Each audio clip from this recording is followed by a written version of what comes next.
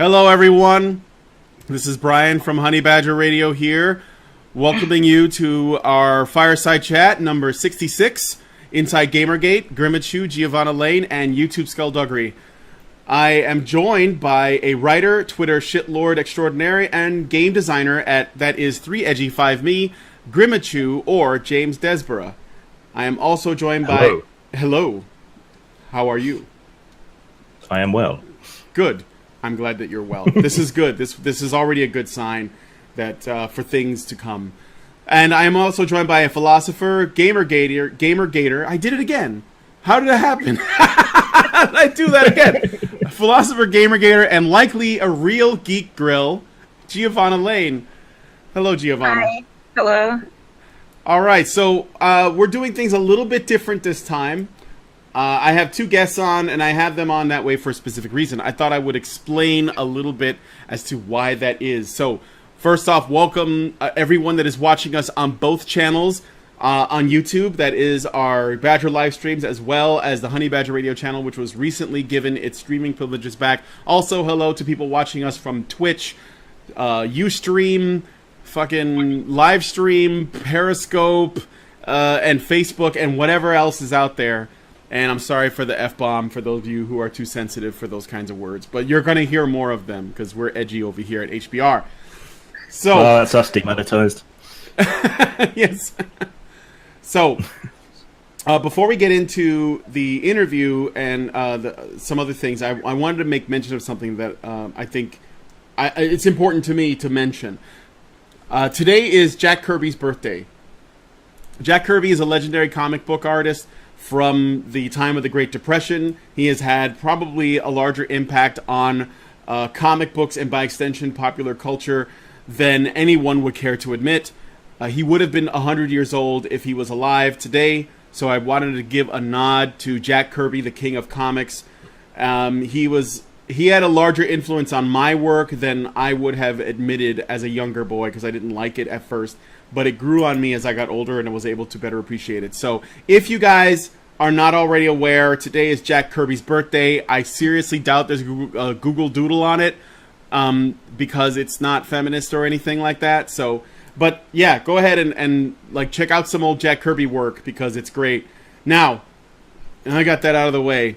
In addition, and it's actually kind of like sort of pointed to what we're going to be talking about, tomorrow will be a 3-year anniversary of Gamergate, if I'm correct, or at least when it started. This is what we're going with in terms of the date, is August 29th. So, in honor of that, and also because it happens to be provincial timing, I guess, we're going to be talking about Gamergate today. So, that is what this is ultimately about.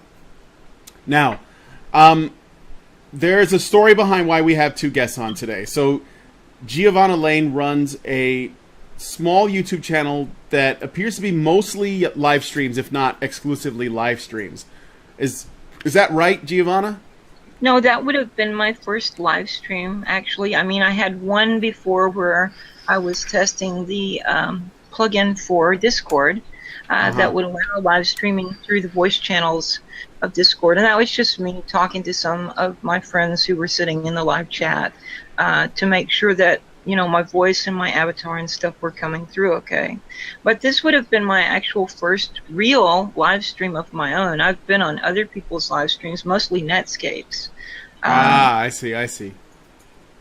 Okay. Yeah, most of the stuff on my channel are videos that I've made and then uploaded. I apologize for the error on my part. When I looked at your channel, I saw that it all looked like Google Hangout stuff, so I thought maybe those were live. They were live shows or something. But maybe they weren't. Maybe that was just the method by which you were making content, and I hadn't realized it. The other thing is, another correction from the stream. Apparently, even though people like Kukuruyo is, who's like I don't know if you know who he is, but he does a lot of the Gamergate artwork, and he has that one comic strip, Gamergate Life, I think it's called. I've had him on the show a couple times, but he was saying that tomorrow is the anniversary or something of Gamergate, but it turned out that a year ago today, the Gamers Are Dead articles came out, and the hashtag started yesterday. So that's sort of what we're looking at in terms of the timing. So Giovanna, could you tell me what your YouTube channel is about? What you do with it? Yeah, that's a good question. I talk about all kinds of stuff there.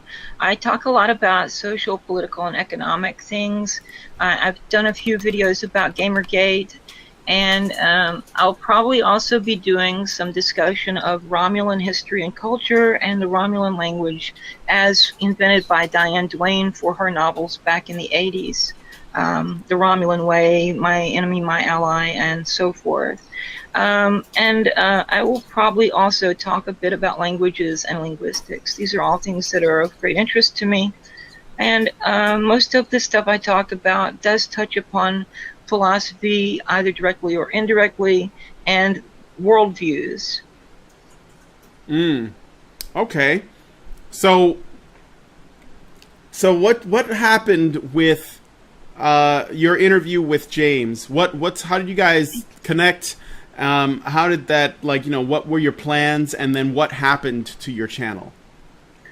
Okay, so the week before the interview was scheduled, I had gotten a new computer. I spent the last part of the week, I say Wednesday, Thursday, and Friday, getting everything set up on the new computer so that we could do the interview. And then Saturday morning, we got on Discord to test the plugin that allows to stream from a voice channel on Discord through OBS Studio, and then, to YouTube or whatever. And so we did a little test, private test. It wasn't listed. It wasn't even something you could get to with a link. It was private. So we did the test to make sure that his voice and my voice were coming through okay, and the avatars were showing up and stuff like that.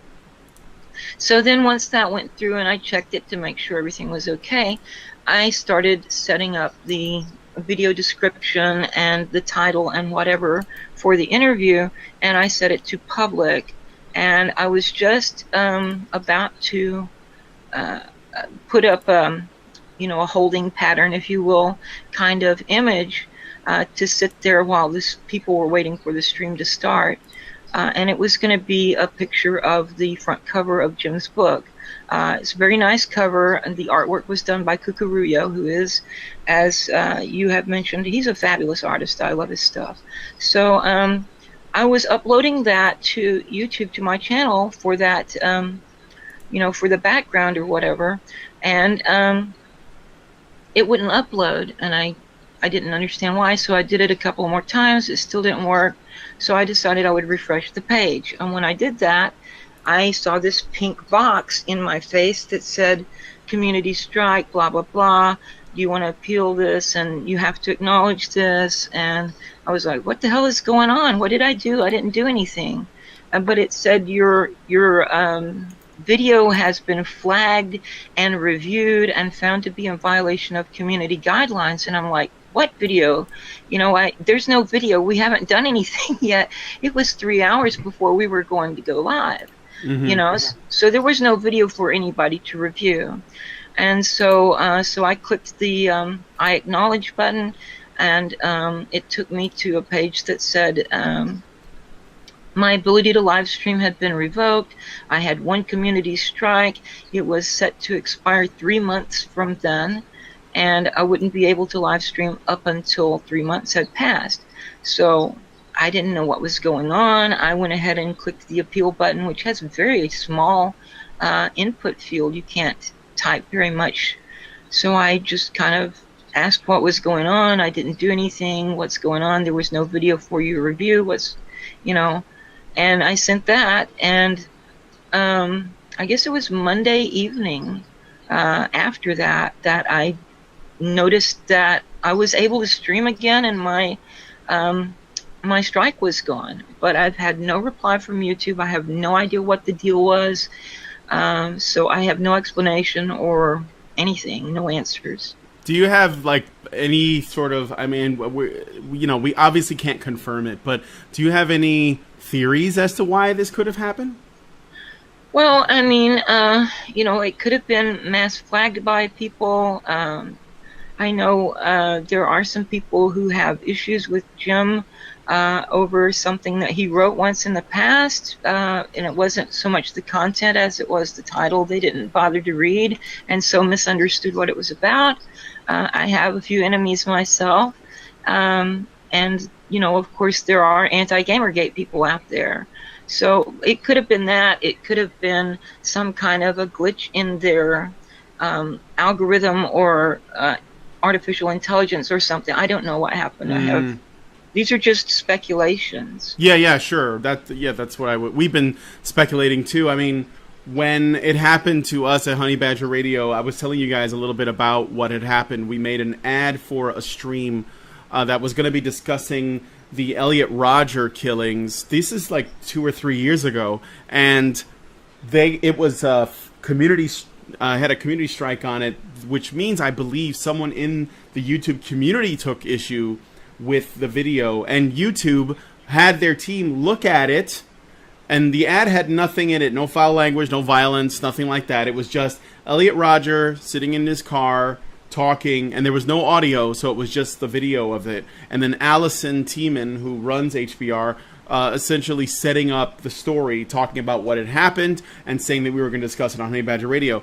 When we asked YouTube what it was specifically in the video that we did wrong so that we could at least take note of it and try to avoid it in the future, their YouTube team looked at the video and then emailed us back saying, we could not identify anything specific in the video that could have caused a community strike. However, we would ask that you guys try not to break our community strikes. Essentially don't get another strike in the future.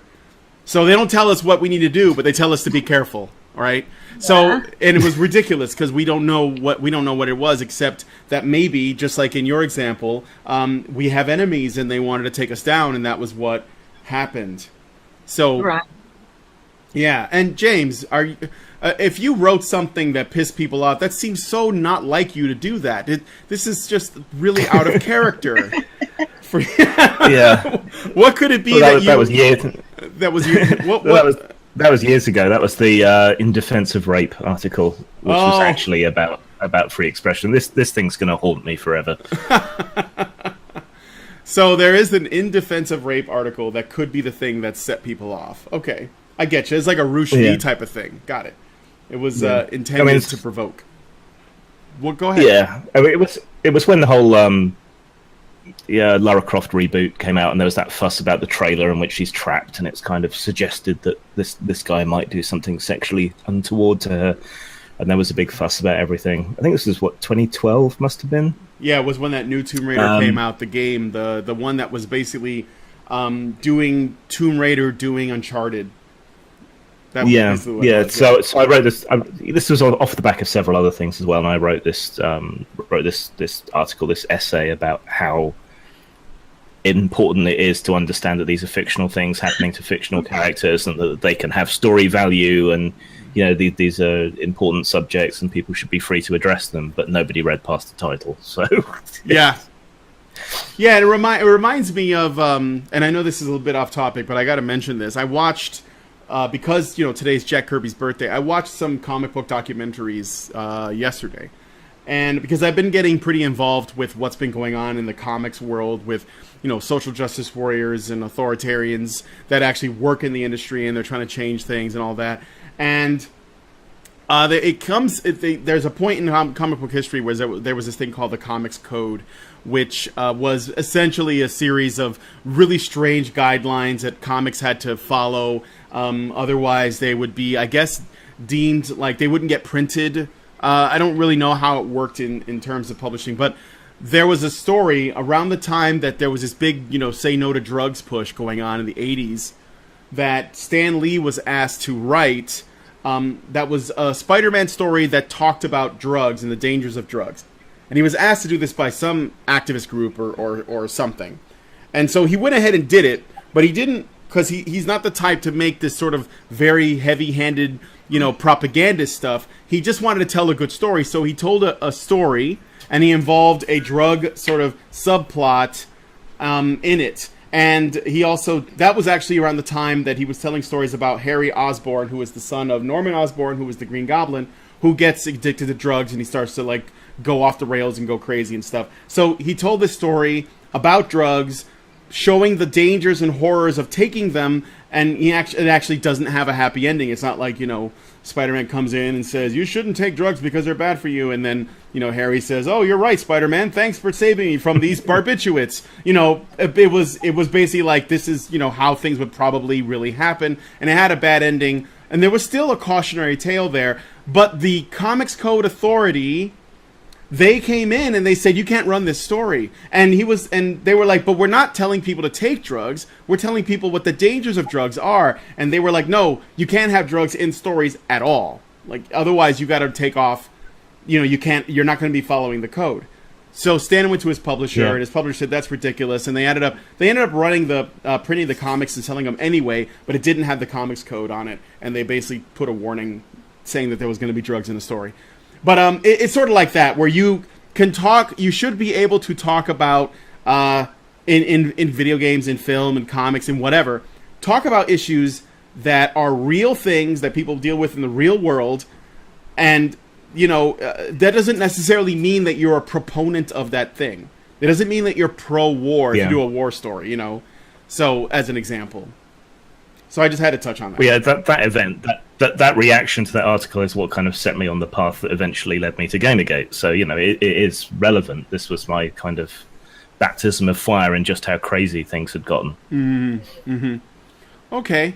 Well, so I want to thank you, Giovanna, for telling me your story about how this happened. So what we're going to do is I'm going to let Giovanna actually conduct the interview as she intended, even though you did get your streaming privileges back. But since we already set it up, we'll just do it on this platform instead, and hopefully, you'll get more people to see it. So if it's okay, I may chime in with questions, and I will also put out to the live stream chats, the two chats, if you guys want to compete. Feel free. If you guys put any super chats in with additional questions for either James or Giovanna or me, I don't know why you would ask me questions. Feel free to put them in the super chat, and then like every, say, 15 minutes or so, I'll interrupt the stream to pose your questions. So does that sound good, Giovanna? That's great. Thanks. Okay. So Giovanna, I'm gonna mute myself, and I'm gonna give you the floor. Okay. So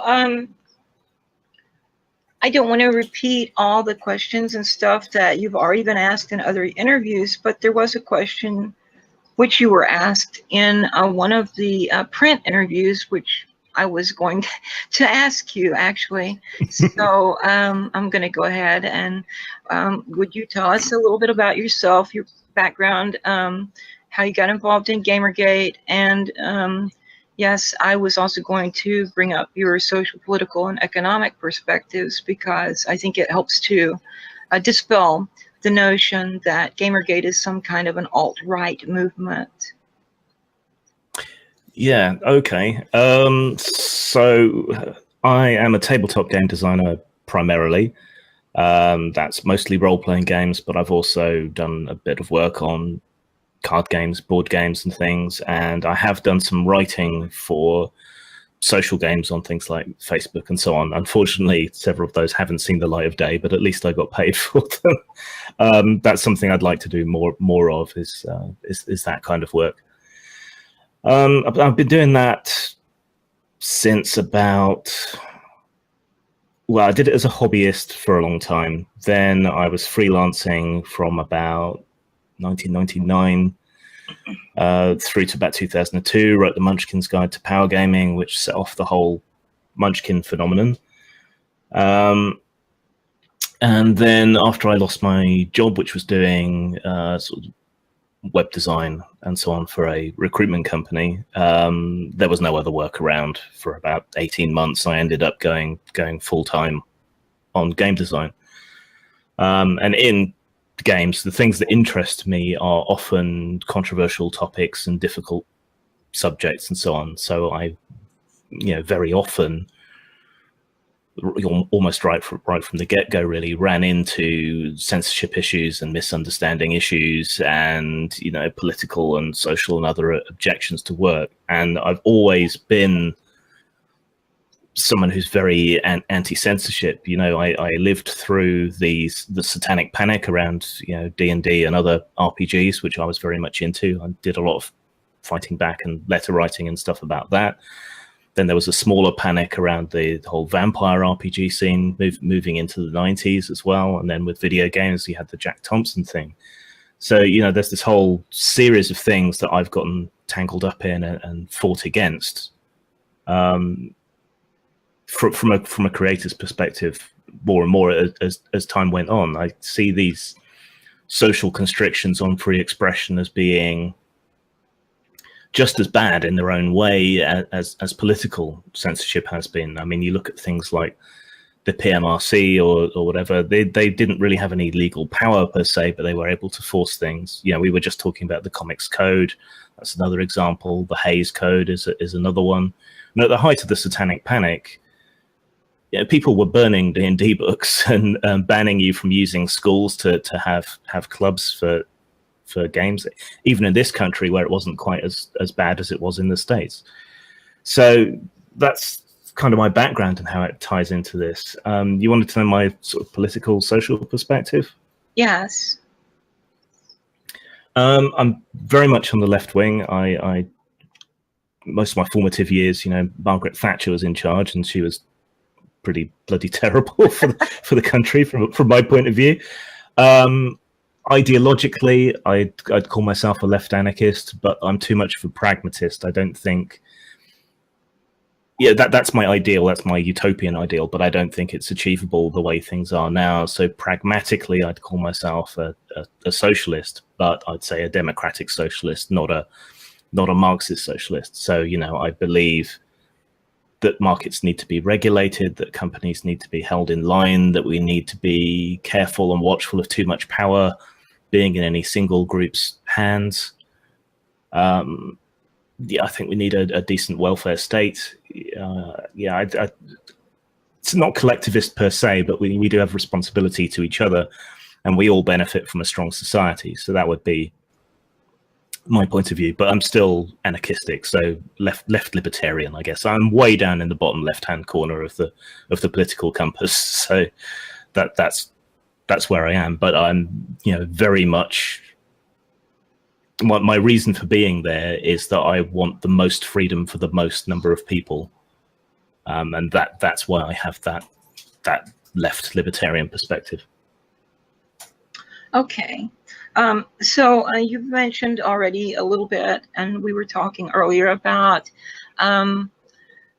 what you've done in the book. In, I guess it's the third chapter, you've put the Gamergate hysteria into the historical context of other similar moral panics throughout history.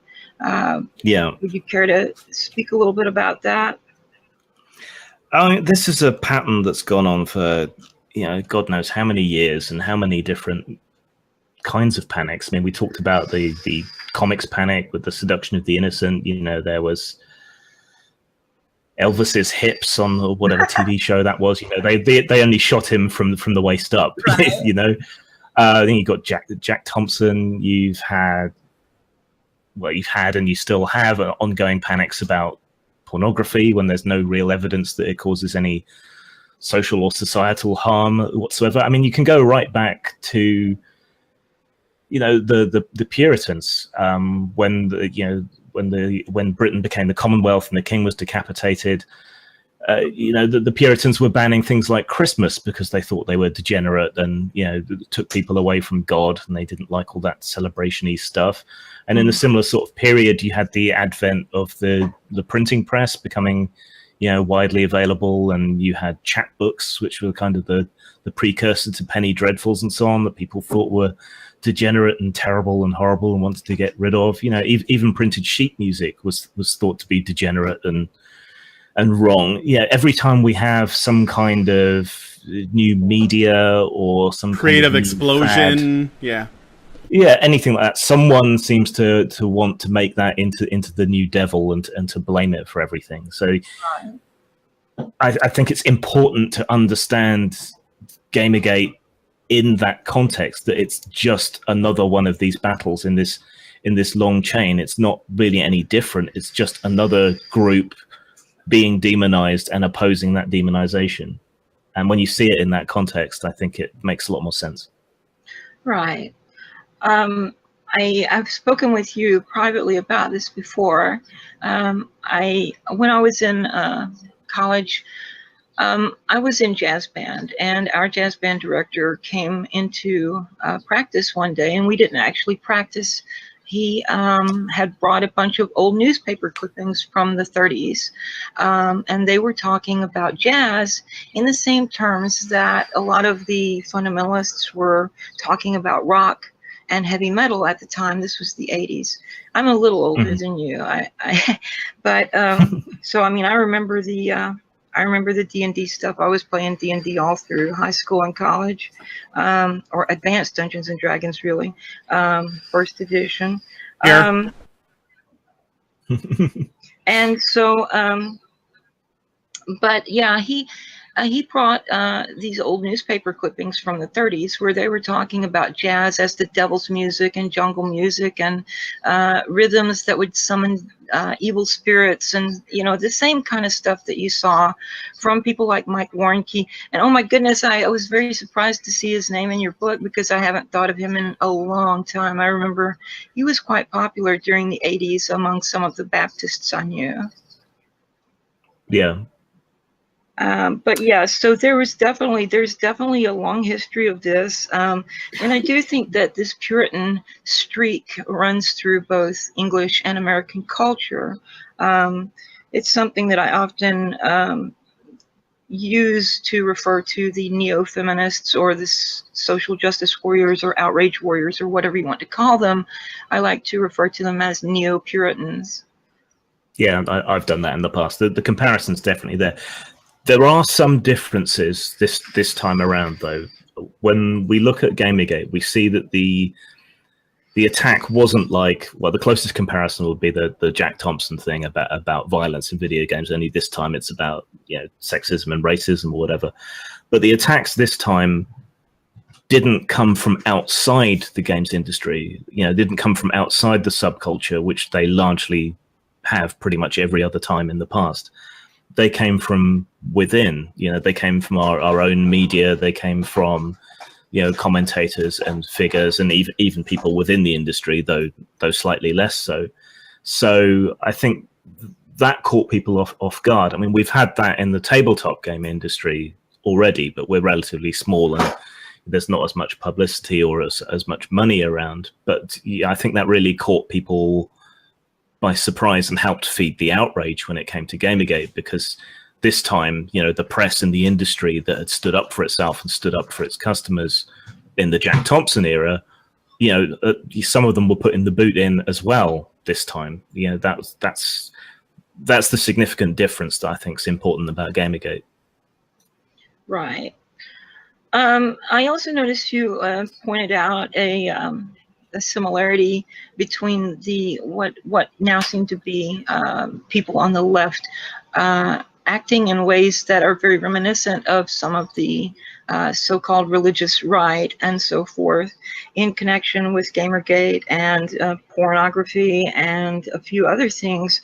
I've noticed this also. There's some kind of an alliance, it seems, between some of the fundamentalist groups in the United States and some of the radical feminists, the trans-exclusionary rad feminists and the fundamentalists have kind of entered into an unholy pact to persecute transsexual people. That was another thing that I thought was worthy of comment. So I'm just looking through my notes here, and I've got to the part where you're talking about the porn panic.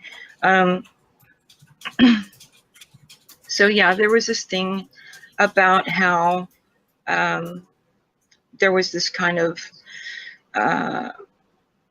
feminists acting like fundamentalists, and it's a thing that I've noticed as well. There's a lot of kind of anti-intellectualism or science denialism among both groups. The radical feminists who cannot accept the notion that there is more to gender than social construct, for example, in spite of all the scientific evidence which says that there is.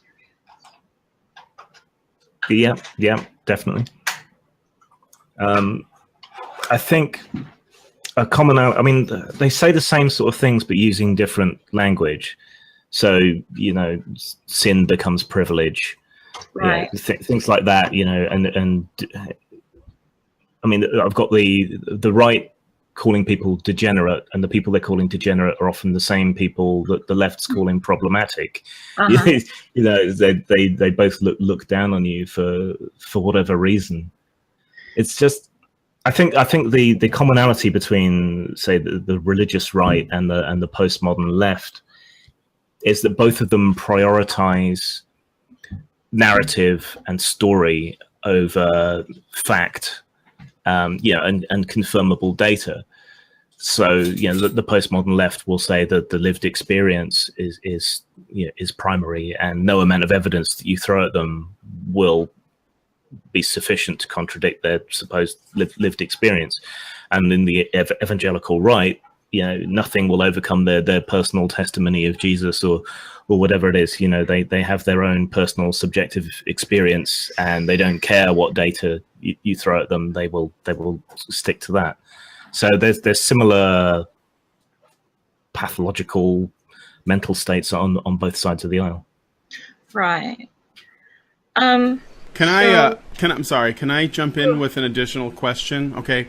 This is not about what you guys just said, but something you said earlier, Jim, where you said that the thing that's different this time, or at least that was different with Gamergate, but this is not unique to Gamergate. This is something that I'm seeing also, with the Make Mine Milkshake stuff in comics, with stuff going on in tabletop, Paizo, Pathfinder guys, and other things like the tabletop community, the comics, the entertainment industry, all over.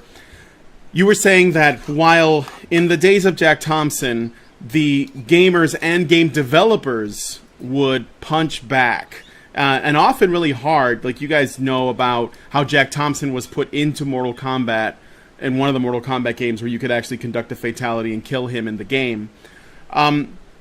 So that was Bally Midway's way of saying we stand with the gamers against Jack Thompson. There was a lot of that going on. Most of the time, gamers and game developers did not side with his views on stuff.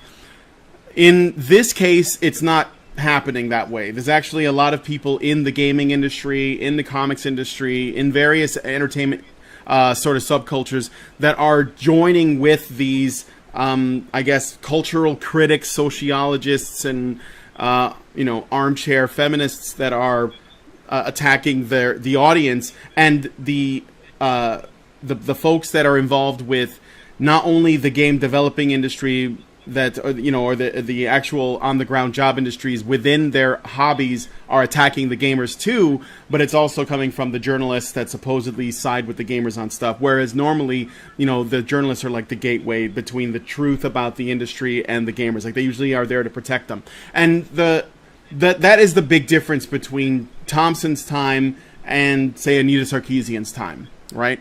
And so the thing I wanted to add is, what is it? This is a question I want to ask to see what your thoughts are. Why is it different? I mean, like you say, it's now spreading to other places. We're seeing the same thing occurring, within comics and other industries as well, which suggests that it's a broader societal change. And the people making the criticism would say that, I guess, people like us are being left behind in our views, and we're dinosaurs or whatever, and this is a positive sign of progress in society. But in reality, I think most of us have just as progressive viewpoints and ideas as them. It's the execution that we disagree with. There's nothing wrong with diversity, but story should come first, for example, whereas they would place the importance of diversity being first, to the point where that poor woman died on the set of Deadpool 2 of doing that stunt, because they wanted to encourage a diverse stunt woman to do the job. So there's a problem in communication, in that they have this really kind of dense, intense, propagandized language, I think stemming from higher education, particularly in the States, that makes them incapable of communicating with normal people. I think that's a big part of the problem, and I think a lot of them are seeking to make social change by inveigling themselves into companies and then using their positions there to create the change that they want. So they're activists more than they are creators. They're activists more than they're business people necessarily, and that shouldn't really be that sustainable in the long term. But I guess we'll see. I would like to. I agree with what you're saying, and I would add, at least this is just my observation. What I think is also true, is that when it comes to authoritarians, people tend to resist people who are telling them what to do. In general, human beings do that. But when the premise behind the authoritarianism is in defense of women, minorities, trans people, the LGBT community, things like that, it's harder for people to see that there's still an authoritarian angle coming from it. Like if it's coming from a religious authoritarian, even people who are religious will say, well, that's not how I would have gone about doing this. Or if it's coming from that sort of, that sort of area where somebody's saying, yeah, do this because God, because, whatever, then I think more people, especially young people, are going to be like, no, fuck off. That's not, that we don't want any part of that. But if it's coming from someone that's saying, if by doing this, you're protecting women, or by doing this, you're protecting minorities, I think that young people especially are more prone to saying, well, yeah, I don't want to hurt, women and minorities. Like they're genuinely oppressed or whatever, and I want to look out for the little guy. So I think that, that is probably one of the reasons why it tends to be more effective. At least that's my observation of things. The idea that you could even compare things like feminism to religion, which you could easily do, for the average person, or at least the persons within these sort of industries, which probably got a lot of it from higher education, to your point, James, is ludicrous. Yeah. They would say, no, this isn't religion, this is equality. But they treat it like a religion in every respect, except that it's just not coming from, a dude in the clouds. It's coming from the woman of the earth. So... Yeah. Just a quick follow-up before we go to the next question. The other thing that I think has changed is a huge paradigm shift in how we view the pursuit for equality. I think people kind of my age and older, looking back at the civil rights movement, the gay liberation movements and so on, it was all about being accepted and being treated the same as everybody else. It was all about our commonality as human beings and having equal rights to each other, whereas now the identity politics thing has made it so that everyone wants their own unique set of identities to be honored, and they all want special treatment based upon that identity. So rather than seeing everybody the same, which maybe I'm biased, but I see that as a superior point of view, they want everyone to have this this special treatment and their context of their identity to be taken into account and catered to in every way. Yeah. So Sargon actually has done at least one video in which he compares feminism to, or the neo-feminist leaders to cult leaders and their followers to cultists. It was quite an interesting video, and I had been saying something similar to that myself in the past. But what you've just said, Jim, leads into the next part of what I was going to speak with you about, and that's you have a section in the same chapter you're called The New Moral Panic. And in it you talk about the height of the previous political correctness overreach in the 1990s, which far outstripped sensible concerns and accommodations and began to interfere with language, expression, and conduct before being rebuffed and defeated. Now, I had a run-in with some people. It was probably around 2003, I guess. It was my first experience of political correctness going crazy, so to speak, where you had people who were redefining political correctness in such a way that if you disagreed with any part of it, you were automatically labeled a sexist, a racist, a homophobe. And, you know, the same thing that we're seeing now with the neo-feminists, who will accuse anyone who disagrees with them of being sexist and misogynists and homophobes and chauvinists. And, you know, like you said in your quote from Anita, everything is sexist, everything is racist, everything is homophobic, and you have to point it all out.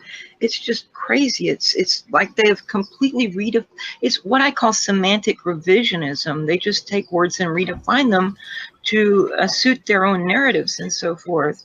And I saw this, like I said, in around 2003, I think it was, with people who were at the time calling themselves liberals and politically correct.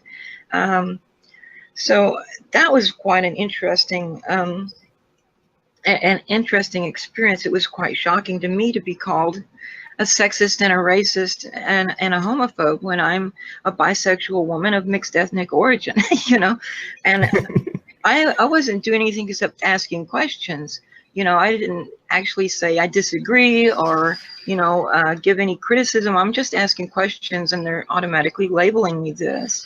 So, I mean, and you have the thing now where they've got, say, for example, racism and sexism redefined so that instead of just being prejudice, it also has to be from a place of power. And therefore they claim, of course, that you can't be racist toward white people and you can't be sexist towards men and things like that. It's really quite astounding to me. Yeah, as a writer, I do think language is important, you know, and it can be incredibly subtle. And so when people start deliberately messing with definitions, it really gets my back up. So, you know, the misuse of the term privilege, like you say, the redefinition of racism and sexism. Now they would say that they're using the term properly, but I don't think that's entirely honest on their behalf. You know, I'm an atheist. I get into a lot of arguments with, you know, religious people of various stripes. And you know, when you come up against creationists, they will say, oh, evolution is only a theory, because they're using the colloquial meaning of theory, right? And so as an atheist or a fan of science or whatever, you'll say, okay, when we say theory, this is what we mean. But we don't try and erase the other meanings of theory. You know, it can still mean hunch. It can still mean supposition. It's just here in this scientific context, we're using it to mean a confirmed hypothesis. But when it comes to racism, they want to redefine it to be only their definition of racism. They're seeking to control the language. They're not seeking to clarify.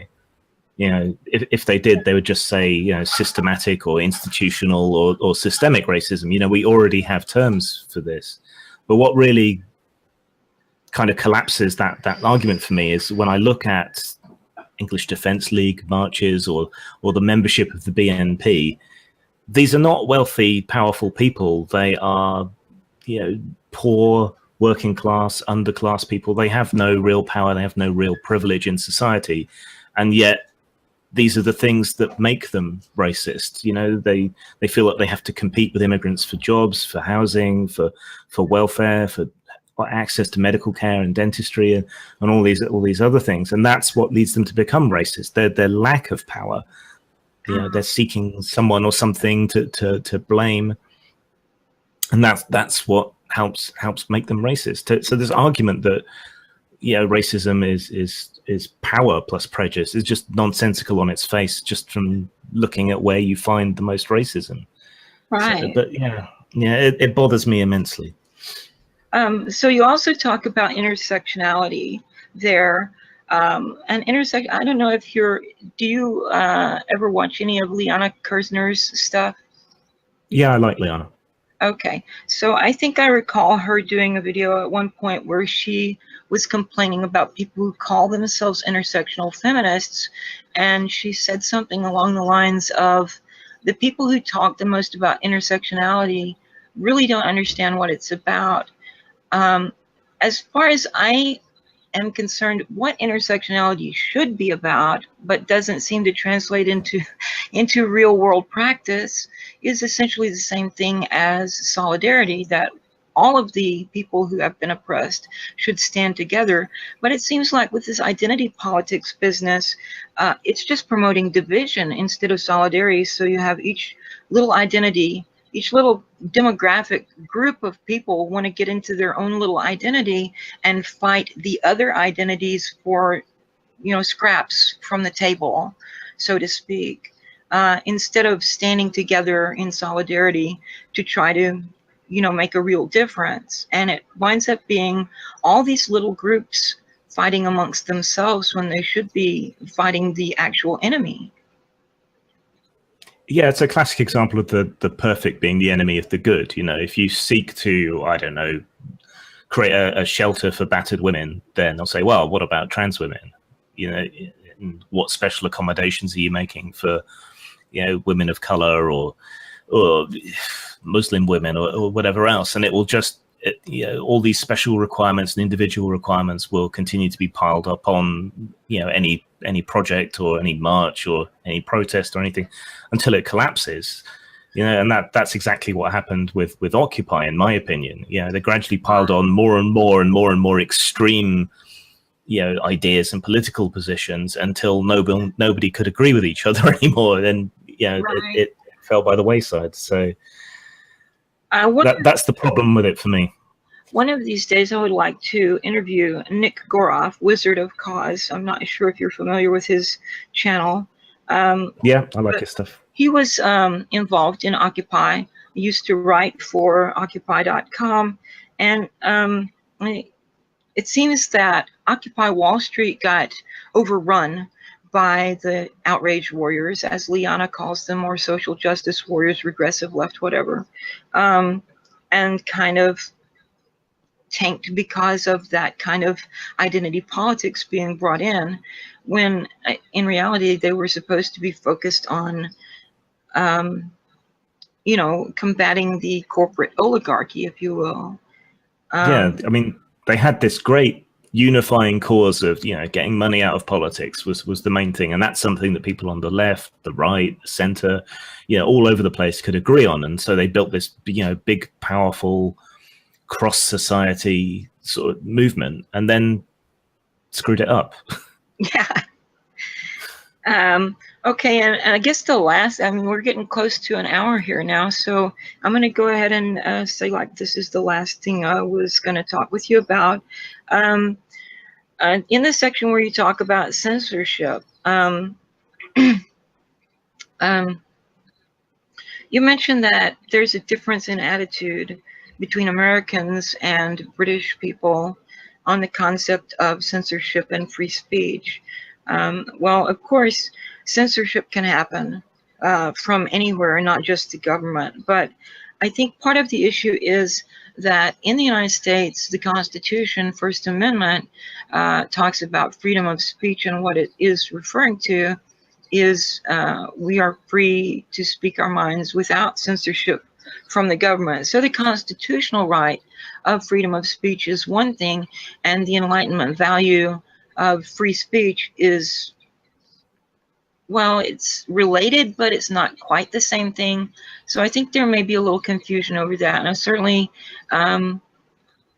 I think you would agree that an internet community, like a forum site or say a Discord server or something like that, has the right to set rules and expect people to abide by them, and so forth. But yeah, I don't know. I'm just certainly, yeah, you can be censored by people other than the government. And I'm not really sure. I mean, certainly that was a part of some of the early Gamergate stuff, where a lot of the discussion of what was going on was being censored over in 4chan and Reddit. So could you elaborate on this a little bit? Okay. So I find the American view on censorship to be very parochial and legalistic, in that it seems to be almost entirely focused on the First Amendment. And that's why people seem to keep saying, oh, well, if it's not the government doing it, it's not censorship, which simply isn't true. I mean, censorship originates with the church, really, the Catholic Church.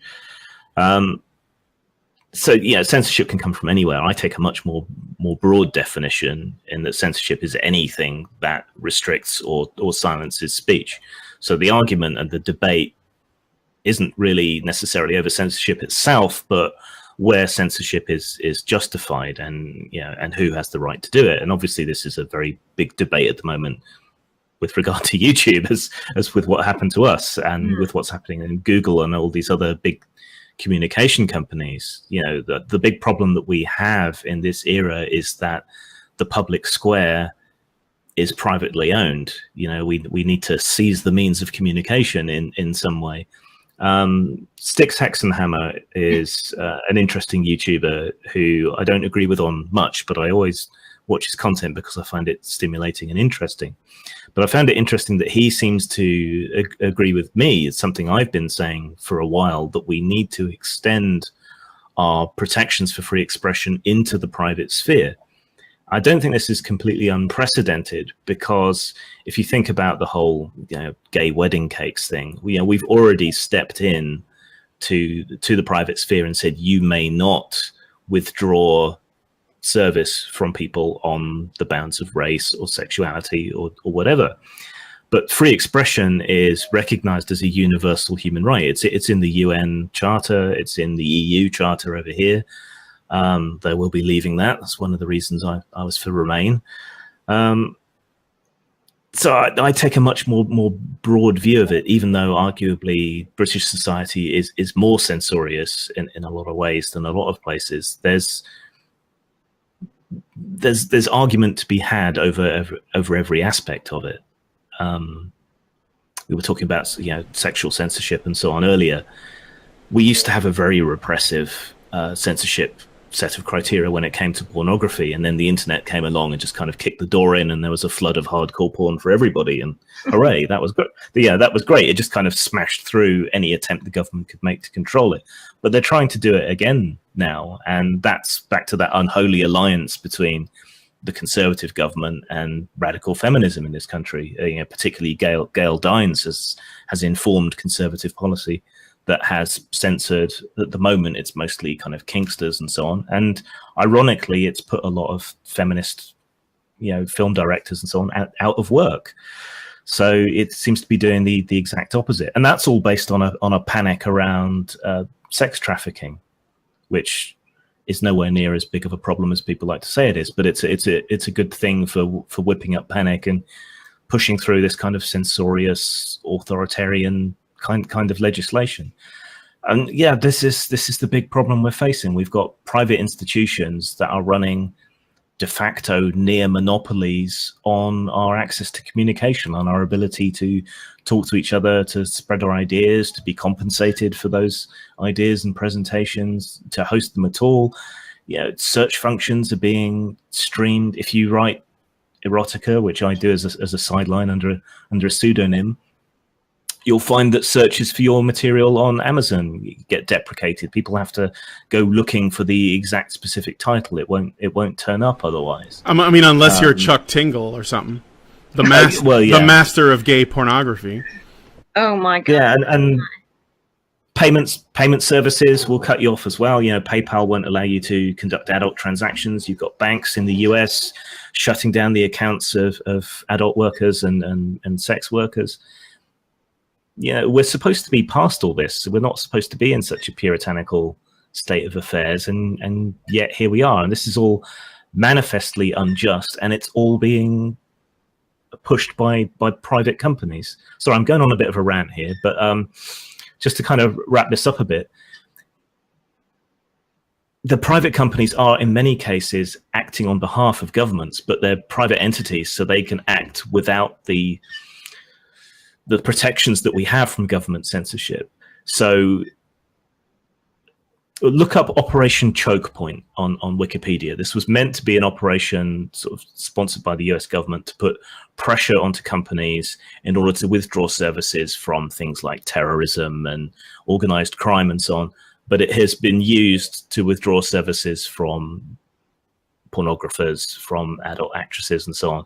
And it's looking like something similar is now going on with political groups. So yeah, it's not a wild conspiracy theory. It's something that has genuinely happened in the past and could well still be continuing today. And you look at the pressure Germany has put on Facebook as well when it comes to censorship. It's a workaround for the protections that we have in law against our governments, for them to get private entities to do it for them. And then people will say, oh well, they're a private company, they can do what they want. Yeah, they can, but should they? And that's the debate now, I think. I would just to go back to what you were saying, that if someone is making the argument that what private companies do, individuals or even people who do it to themselves, when they censor, if they're trying to make the argument that that's not censorship, that's not the argument. That's wrong. That's an incorrect statement. They are obviously conducting censorship. Like the Comics Code Authority that I was talking about earlier was described in this documentary, which is from, I want to say, the 90s or the early 2000s. They described it as self-censoring. It was a self-censorship campaign so that they wouldn't have this psychologist, trying to get all their books burned. So it's still censorship if the government doesn't do it. So that shouldn't be the question. The question, I guess, would come from, like the people who are pro-censorship on this issue when it comes to content they don't like or they find problematic or offensive, or even like, the stuff of devil worship or whatever it is that they're latching onto as their idol, to use against creative content, because it's always creative content that comes under fire when this happens. They will use the legal argument and say, well, the First Amendment is described as this, and that's them sort of being rules lawyers about this, but they're also being dishonest because they're expanding they're not expanding the definition of censorship. They're actually reducing it to only something that is contained within the First Amendment, as though if the First Amendment had not existed, there'd be no such thing as censorship at all, which is obviously wrong. So you got to stick to your guns and say it's still censorship, even if the First Amendment says it's okay. The question is this okay? Like, not legally, not constitutionally, but morally and ethically, and is something potentially going on that is this something that we should be able to critique and question, right?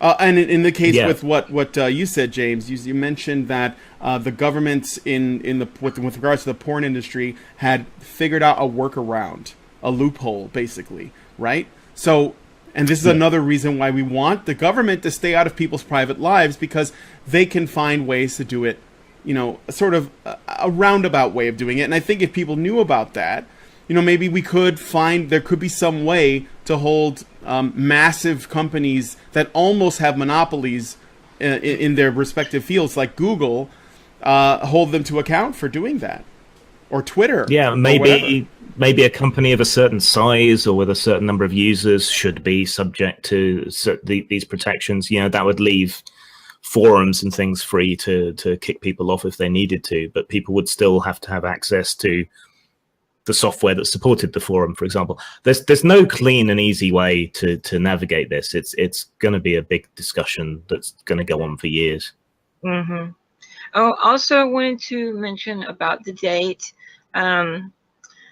It's my opinion that the 28th is the anniversary of Gamergate, because that was the date on which the Gamers Are Dead articles first, the last one came out on the 29th, but it was the 28th when all those articles came out. All but one came out on that date, and that was what really caused the wider gamer identity, or if you will, or demographic or whatever, to get involved. Because before that, there were people that were talking about the Zilly Post and corruption and nepotism and so forth. But I think most gamers were either completely unaware or really didn't give a shit, because, it just wasn't really, that important to them that someone was unfaithful, and they weren't really concerned with someone's sexual escapades or whatever, and that's fine. But it wasn't until those games journalists launched their kind of verbal assault on gamers as a whole, that Gamergate actually became a large consumer revolt movement. So, I mean, sure, the name was given to the scandal on the 27th by Baldwin, Adam Baldwin. But I think, and there's several other people I think who agree. I believe Kukuruyo said this as well, that the 28th is the anniversary of Gamergate.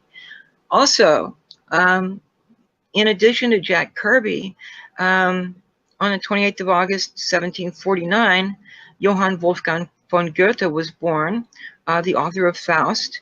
And in 1828, I believe it was, on the 28th of August, Leo Tolstoy, the author of War and Peace and other works, was born. So it's a very interesting date. There were a number of things that happened throughout history on this date. That's interesting. That is interesting. Yeah. In good company. Mm-hmm. Yeah, for sure. So yeah, I'm glad that Gamergate is still going on. I was just talking to a friend of mine, and I guess I can get this final thought. We acknowledged that it's Jack Kirby's birthday. I also he mentioned it to me. I already knew it. I was like, yeah, it's pretty cool. I bought a bunch of Kirby books. I was actually reading them in the hospital while I started round 2 of chemo started today, so I was reading old Kirby comics in the hospital while I was waiting to get filled with poison.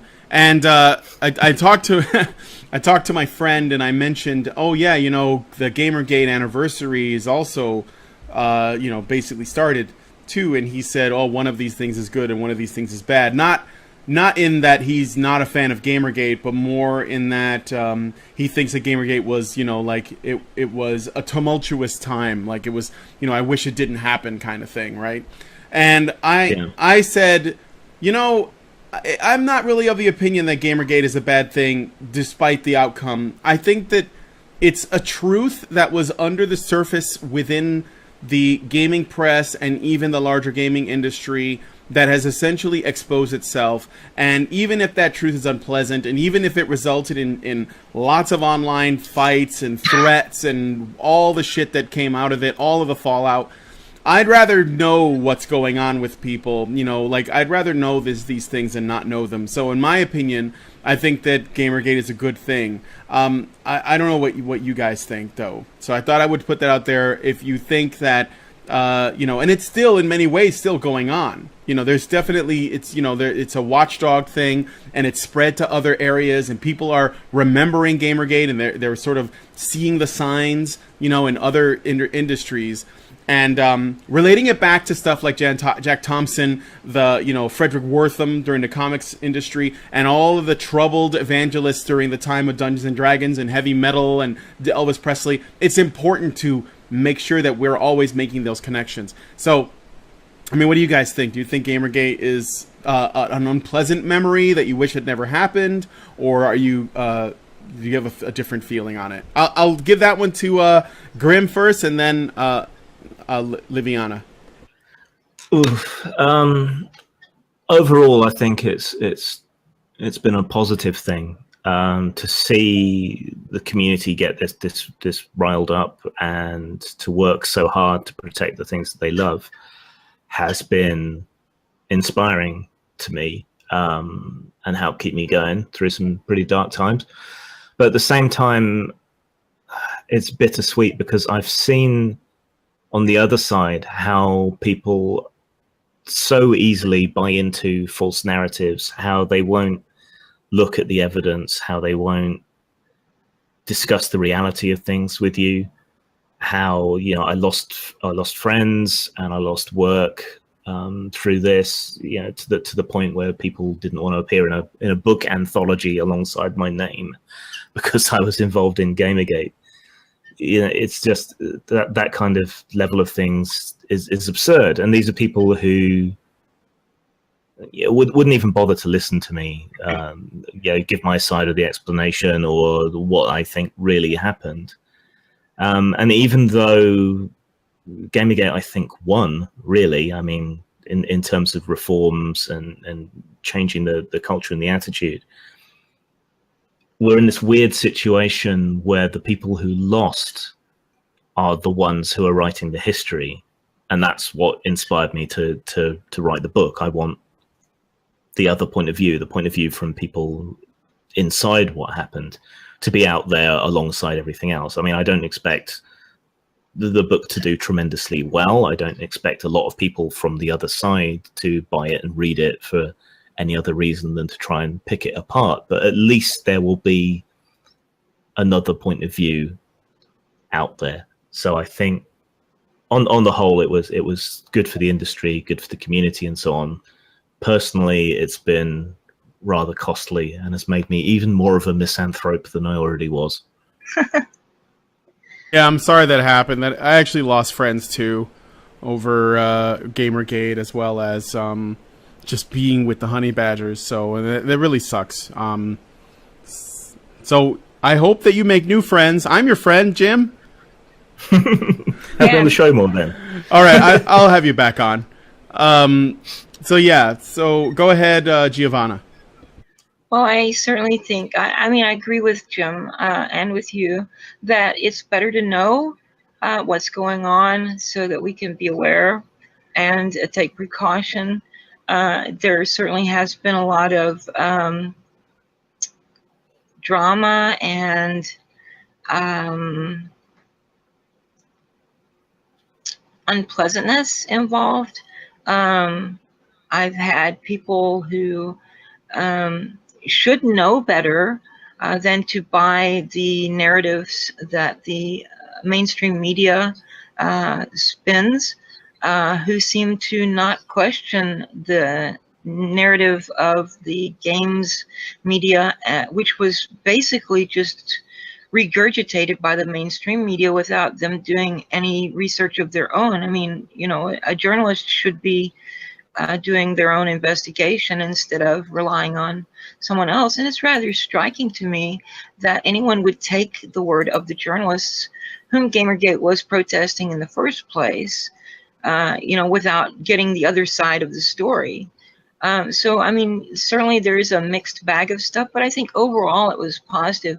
Then it did, in what you were talking about earlier, it kind of reminded me there was another question I wanted to ask Jim, and that is, in the book, and I've heard you say this elsewhere, you seem to, well, you are of the opinion that Gamergate is over, that it's not really a thing anymore. When would you say Gamergate ended, and why do you think it's over? I think it ended pretty much when I left, which is why I left, which would have been second half of last year, I suppose. It became completely self-referential. There were no new scandals really coming along. But it's still there in the background, you know, waiting, as we've seen every time that a critic of Gamergate turns out to be a creep and a sexual harasser, for example, you know, the tag will flare back into life. Or if something like The Last Night pops up, it'll flare back into life. I expect we'll see the same thing when Quinn's book comes out. I expect we'll see a boost of activity. So while it's over, I don't think the embers will ever go out. I think they're always going to be there, ready to flare up again when something else happens, and that's good. It means you basically have an industry watchdog now. Right. Okay. Huh. Hey, Giovanna, do you have any other questions? I'm questioned out at the moment. Okay. Well, let me ask you that same Were there question. any from the chat? Or? Oh yeah, nobody gave us any super chats. Sad face. I guess I don't have the I don't have whatever it is Allison has that gets people to do it, but there'll probably be questions. I know for sure that people are going to post stuff in the comment section of both of these videos. I would check back with the Badger live streams one though. That will probably have a lot more comments, because the one on HBR channel typically, what we do is we unlist that video and we leave the Badger live streams one up, so that one gets more general traffic. So, feel free to come back to the comment section like in a few hours or tomorrow. I know it's late over there where you are, Jim. So I want to thank you for staying up late and doing the show with us. And answer their questions there. So I guess what I'll do is I'll take one question from each chat. You don't have to put a super chat in. I'll take one from each chat. So we'll see which chat has the better question. It's like I want to make them compete with each other. A tale of two chats. It's half the cancer in each one combined makes a whole cancer. So, but here comes a flood of "Are traps gay?" questions. Yeah. We should get that one. Let's get that one out of the way first. Are traps gay, Jim? I did a whole video on it. Go to my channel and watch the video. It was an in-depth analysis. I believe Theron Meyer made a really good video on, without really saying it directly, but her conclusion was that traps are not in fact gay.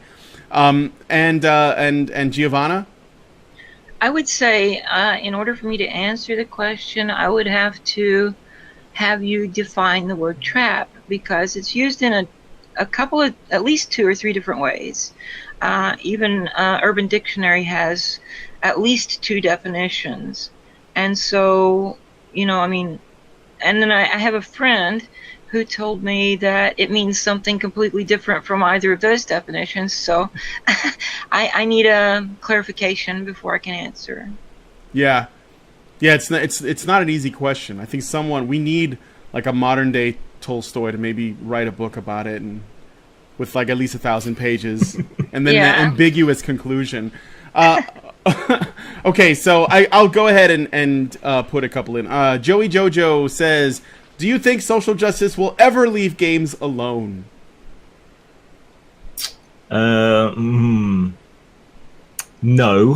but that's not necessarily a bad thing. But I think that the crazy level of interference and badgering, probably shouldn't use that phrase on this channel, but I think that will die back. It'll ebb and flow, just like it hit a peak in the 90s. It's going to hit a peak next year or 2 and then tail off, I think. So it'll vary over time, but it'll never leave.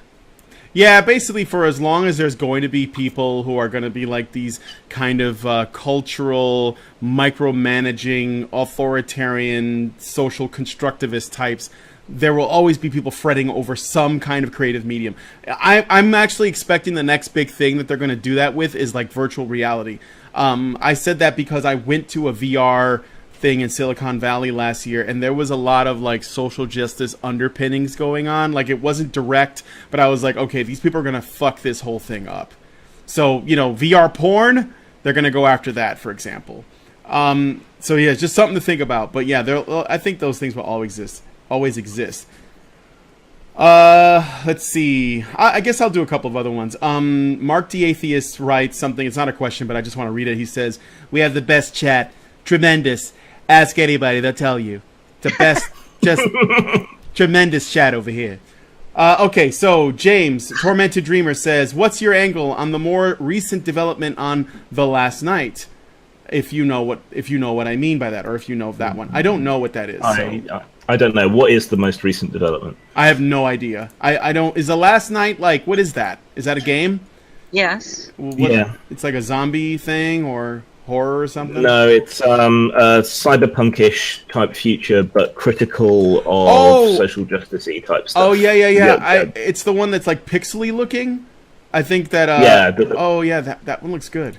Had the big blow up in June, was it? I think. June, it was E3, wasn't it? June, yeah. Yeah. I don't know what the new development is. I've tried a web search. According to Tormented Dreamer, he says the developer apologized for The Last Night on stage.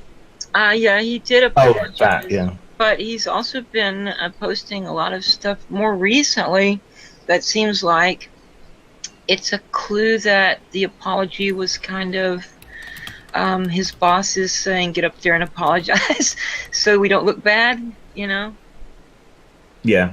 I don't think he should have apologized, but when you're in that kind of situation and there's money involved, you kind of have to do what you're told. But he's been turning up in like threads that Notch has posted, and we all know yeah, what Notch is like. So I think he's still cool.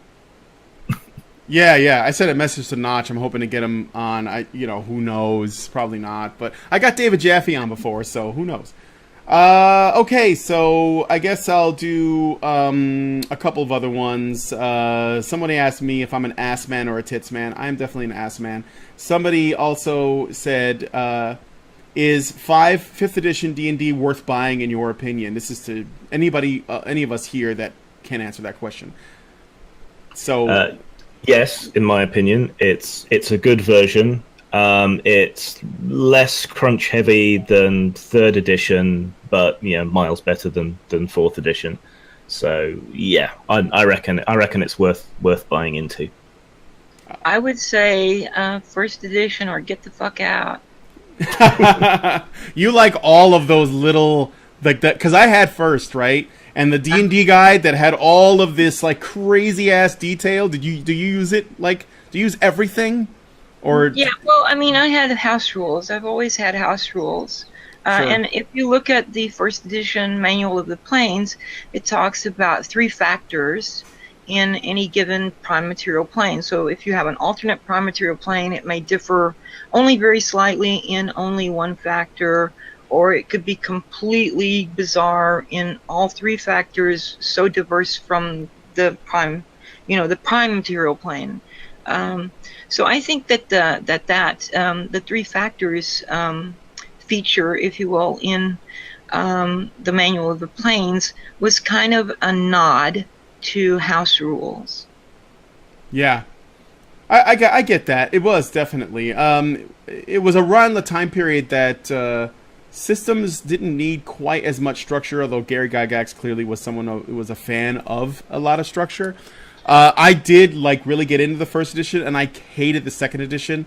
And then the 3rd edition came, and I fell in love with it. But I was worried that it was going to get too crunchy because it started off and it was kind of crunchy, and then because Wizards was like the money making machine, they were like, we're going to make more expansion books, we're going to make more of this, more of that, and I bought a bunch of it, and then they said, you know what, 3.5, and I said, fuck you. I got really angry because they originally, when they initially pitched 3.5, they were like, don't worry guys, if you bought a whole shit ton of our 3rd edition books, all of it's going to translate over just fine, and you won't need to buy 3.5. And they lied. They released a bunch of 3.5 shit, and I was like, fuck these people. And then Pathfinder came, and I call Pathfinder 3.75 because it's even crunchier than 3.5. And I'm like, why are you guys playing this? It was like more math than anything else, and it just took too long to resolve shit.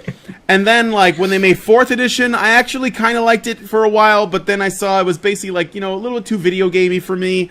And then, 5th came out, and they solved all of those problems, in my opinion, with the whole advantage-disadvantage thing. It makes it to where everything moves so much smoother.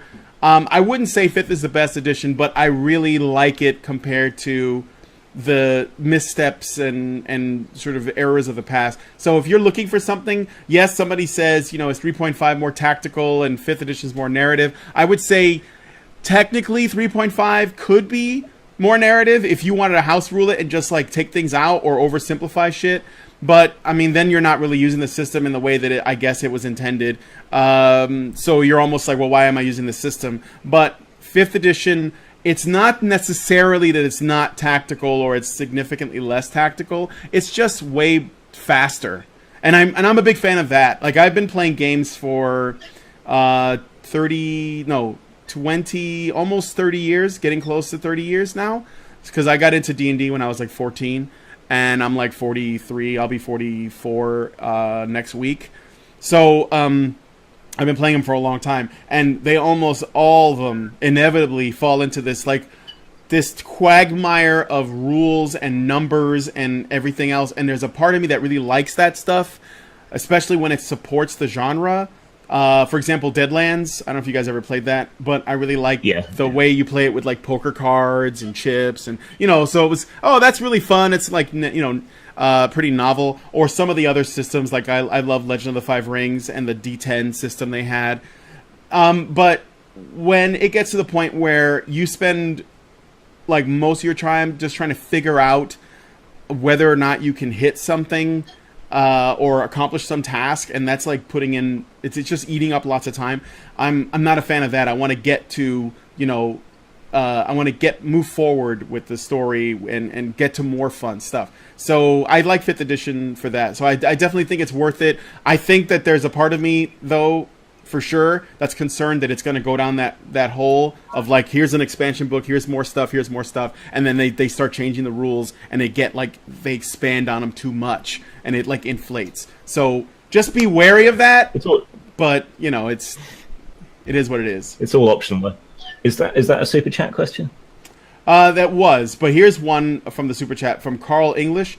If SJWs are after the thrones of all industries, what's the one we can construct that they cannot take besides metal and anime? Oh, mainly because the metal genre, the people who like that stuff, they're gonna you can't change their minds. They don't fall for that shit. And anime, which I guess has a fan base that's just devoted. Plus, Japan doesn't give a fuck either. So what's an industry that is? I guess what he's asking is what's another industry or sort of subculture that won't be infected. I don't think anything is immune, because you can always ban things, or you can force diversity quotas or whatever else it might be onto any industry. But I think the trick is not to be interesting to them. So, things like, I don't know, engineering or particle physics or stuff like that. I think the stuff where reality absolutely matters, unfortunately, because I'm someone who works with fiction. Those are the kind of things that are maybe immune, or where you do have a community, like you say, in metal or anime that is just having none of it. Oh, and porn. I mean, porn is large. Yeah. I wouldn't say it's immune, but it's been really resistant, and a lot of it has to do with how much money it makes. Mm-hmm. Giovanna, do you have any thoughts on that? I don't really know. Yeah, I mean, I guess I'm with Jim on that. No, I don't think anything is immune, but I think there are some... Basically what happens is this. This is what I've seen. A genre that's we would consider to be nerdy and a little bit weird, and a little bit out there... generally, social justice warriors as well as right-wing authoritarians don't have an interest in it. Mostly because they don't know about it. They don't know it exists. And then what happens is it becomes really popular. And then it starts to make a lot of money. And once something starts making a lot of money, and there's like a real financial growth in the industry, suddenly social justice warriors and right-wing authoritarians will take an interest in it. Now, whether or not they go down that road depends, but they will take an interest in it when it becomes interesting to most people, or when the growth happens, and then the normies get involved. And I think in many ways, social justice warriors are normies. Like they don't really understand what it is they're criticizing, as well as Christian conservative types that might do the same. They usually don't know what it is they're talking about, which is why they always sound really stupid when they're criticizing it. And I think that's what it gets their attention. So things like tabletop gaming has been around for a long time, and it's like they start to grow in popularity, and suddenly the authoritarians come in and they say, well, this is devil worship, or they say this is misogynistic, this is transphobic, whatever it is their problem is. And it's usually because it's become really popular. Comics is the same thing. Before these comic book movies came out, and after Frederick Wertham tried to say essentially that comics were corrupting our youth and creating delinquents in the 1950s, well, at the time that happened, comics were humongous industries for their time. Bigger than television, they sold lots of issues. It came on the heels of World War II, where, soldiers were reading them, college students were starting to read them, and children everywhere. And so when this guy comes out, he only does so because he saw how popular it was. When the comic book films that have been starting to make a lot of money in Hollywood these days started coming out, again, you had the same thing. You had fake geeks, normies, and social constructivists that were interested in the stuff that their classmates and peers were doing, which was reading comics, watching anime, whatever. And they saw that this was huge and a huge phenomenon. They got involved with it. And then they started to see things that they took issue with, but they didn't know much about. So they started to write articles, or they saw something that was an opportunity for them to make some money, but they don't have any talent. So they decided to make, YouTube videos criticizing something for its sexism, racism, whatever ism or phobia you want to throw in there. So, go ahead. I remember in the 70s, a lot of talk about how comic books would rot your brain. And I thought that was so foolish because my vocabulary expanded tremendously as a result of reading comics. Oh, yeah. Then. It was written at a college level. And so there was actually in the 1960s is when comics started to be way more sophisticated. I mean, by those standards, I'll put it that way. But they were pretty sophisticated, and they were kid stuff in that children could take an interest in it. But the stuff that they talked about in them, especially when Marvel took off, was stuff that college students were really into. There was actually very popular with them, maybe because they grew up with it. But I also think the medium kept up with them and their interests as well. Right. I did want to. My friend Stephanie is in the live chat, and she asked a question. Do you think that in some way SJWs actually help in that they are driving people to join groups like Gamergate and to think critically because of how extreme they are?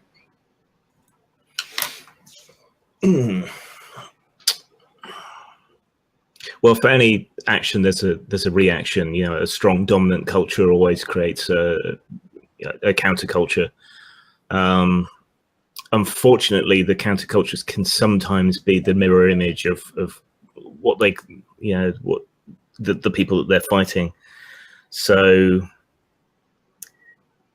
we see the social justice warriors coming in, trying to police everything, say everything is problematic, and so on. And a lot of the resistance to that comes in the form of anti-Semitic memes and Nazi memes and so on. And even if they're not sincere, that doesn't look good to outsiders. So sometimes the resistance can be counterproductive in and of itself, because you got to think from a normie point of view. They do not understand that this is just irony and it's meaningless and so on. They see a Nazi, they think Nazi, So in some ways it's been good. I think that this kind of new center that's emerging in politics is a result of this interplay of forces, and that's a good thing. But you also get the negative side as well. As with most things, I don't think there's any kind of black and white, good or bad you can really say about these things. But it has activated a lot of people to be interested in free expression, and whether that's art or political expression or anything else. And that's a good thing. I would say, as with, I don't know if you guys remember Salman Rushdie's book, The Satanic Verses, back in the 80s came out. There was a big hullabaloo over that. And then the Last Temptation of Christ movie was made based on another book by, I forget who the author was, but there was a lot of hullabaloo about that as well. There were a lot of Baptists especially who were protesting that movie and going to the theaters where it was being shown and trying to get it shut down. There was at least one state I know didn't air or didn't show the movie in theaters at all. So I was living there at the time and I had to wait for it to come out on VHS. That shows how long ago. So yeah, but I think that their protesting just made the movie even more popular. Yeah. So I mean, I do think there is that aspect of it whenever people get outraged about something and start trying to demonize it. There is often, not always, but often a sort of has the opposite effect. It makes people more interested. Right, yeah. Streisand effect. Yeah, well, I mean, the censorship of us of the interview probably gave the book and both of us far more publicity than we ever would have got otherwise, especially in the atmosphere of everyone's interested in what's going on at YouTube and Google.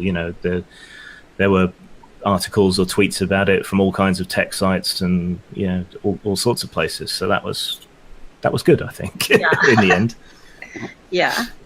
Yeah, I hope that works out. It's basically like Milo's book. It was the same thing, you know. His book probably would have become just some obscure little thing, but because there was so much resistance and stuff that was going on, it actually, you know, probably sold more copies. Despite, but I think Barnes and Noble was trying to. They're like not trying to carry it in their stores or whatever. So this could, you know, this could hopefully have the same effect. I'm actually planning on getting it, you know. When I get my money from Allison, damn you, Allison, pay me. And I hope that you guys that are watching will look into it. Jim, I did put links to Amazon to get the book, but tell because we got to wrap this up. So tell everybody what it's titled again, what it's going for, and where they can get it. Okay, it's called Inside Gamergate. It's subtitled A Social History of the Gamer Revolt. You can get it on Amazon in ebook format at the moment. So just search for Inside Gamergate.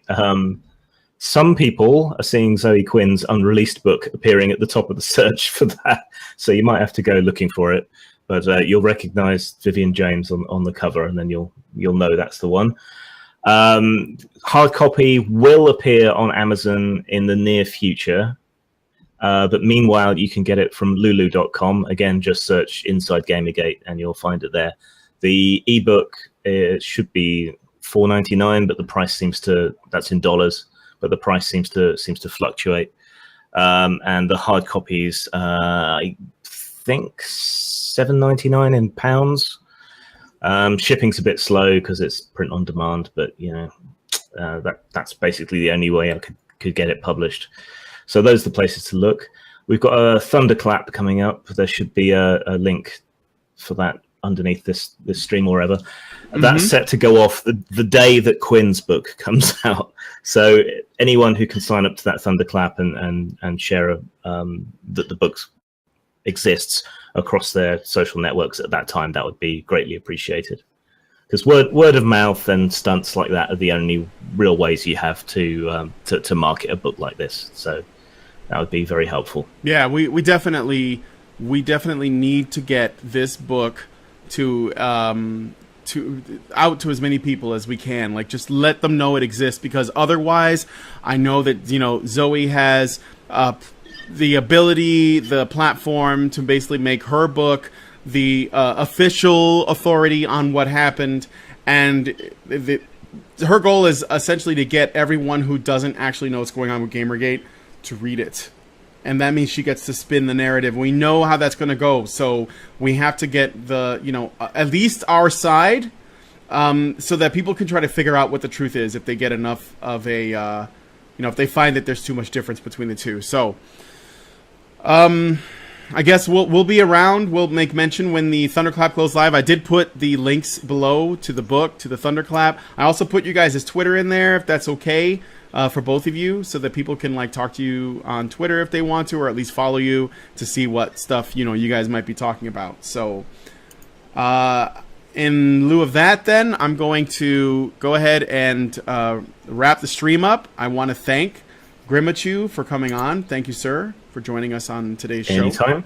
All right, and I want to thank Giovanna Liviana, or Giovanna Lane, rather, for joining us on the stream as well. Thank you for having us. Sure, no problem. And those of you guys who are watching, we will go ahead and take the stream offline. Please leave comments and questions on Lobar. I'll look at them, and I imagine that Giovanna and Jim will also look at them. So we can talk to you guys further after the show is over. Let us know your thoughts, and we will see you guys on the next Fireside.